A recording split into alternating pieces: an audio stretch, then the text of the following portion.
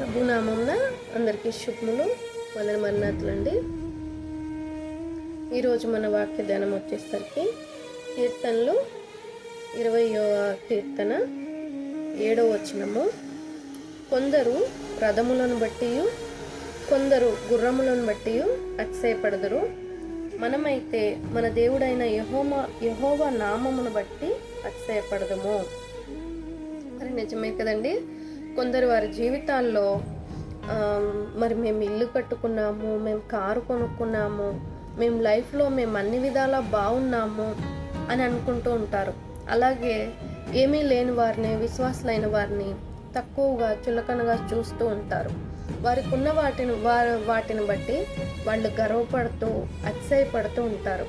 కానీ విశ్వాసులైన వారికి ఏం ఆస్తులు అవసరం లేదు కానివ్వండి, ఎప్పుడు వారికి ఏది ఎప్పుడు అవసరమో అది దేవుడు వారికి సమకూరుస్తాడు.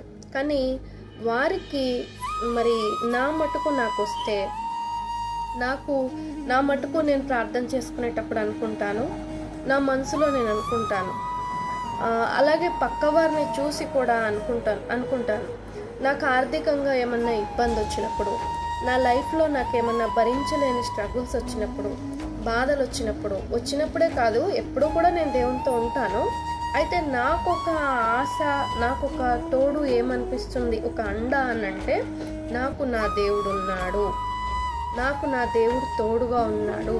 కష్టమైన, నష్టమైన, శ్రమైన నాకు నా దేవుడు సహాయం చేస్తాడు అని నేను బాధపడతాను, ధైర్యంగా ఉంటాను, విశ్వసిస్తాను, నమ్ముతాను.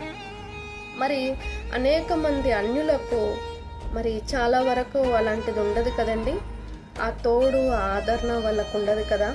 ఉండనప్పుడు మనసుకు అనిపిస్తుంది. దేవుని బిడ్డలు కూడా కొన్ని సమయాలలో ఆ దేవుణ్ణి ఆశ్రయించేటువంటి స్వభావం లేకుండా, దేవుణ్ణి చూసి అతిశయము అని అంటే ఏంటండి? అతిశయము అని అంటే సంతోషపడడం, గర్వపడడమే కదా. మరి గర్వపడము, నాకు ఒక తోడు ఉంది అని అనుకోవడమే కదా అతిశయపడడం అని అంటే. మరి మీ అతిశయం దేని గురించింది అయ్యింది? మరి డబ్బుని చూసి అతిశయపడుతున్నారా? ధనాన్ని చూసి అతిశయపడుతున్నారా? మరి ఈ లోకంలో ఉన్న వాటిని చూసి అతిశయపడుతున్నారా?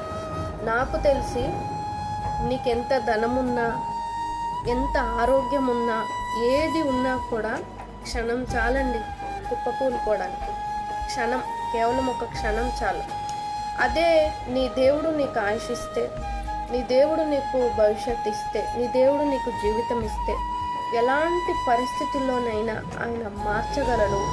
ఎందుకు పనికిరాని గడ్డి పరకలా ఉన్న మన జీవితాన్ని ఆయన ఉన్నత స్థితికి తీసుకువెళ్ళగలడు. కనుక మనము దేని గురించి అతిశయపడాలనంటే కేవలం యెహోవాను గురించే మనం అతిశయపడాలి. నా దేవుడు నాకు తోడున్నాడు, నా దేవుడే నా ఆస్తి అనే విశ్వాసం మీ జీవితంలో ఉన్నట్లయితే మీరు పరీక్షించుకోండి. మీ స్వభావము, మీ గుణము, మీ ప్రవర్తన అంతా కూడా మీరు ఆలోచన చేసుకోండి. నేను నా దేవుని అందే నేను అతిశయపడుతును అని. కనుక అర్థమైందని అనుకుంటున్నాను. మన విశ్వాస జీవితంలో మన ప్రతి ఒక్క అడుగు మనము దేవుణ్ణి చూసి అతిశయపడాలి. ఆయన నాకున్నాడు చాలనుకోవాలి. లోకము, డబ్బు, ఇంకా వగైరా వాటన్నిటికీ మనం ఆశపడకూడదు. వాటిని మనం విడిచిపెట్టి మన దేవుణ్ణి పట్టుకోవాలి. కనుక అటువంటి ధన్యతా భాగ్యము ఆయన బిడ్డలైన మనకందరికీ నడిపించి మనల్ని ఆయన నిర్ణయములో ఆయన సంతోషపడేలాగా మన జీవితాలను ఆయన మార్చుకునేదాకా. Praise the Lord. May God bless you. తప్పులుంటే క్షమించండి.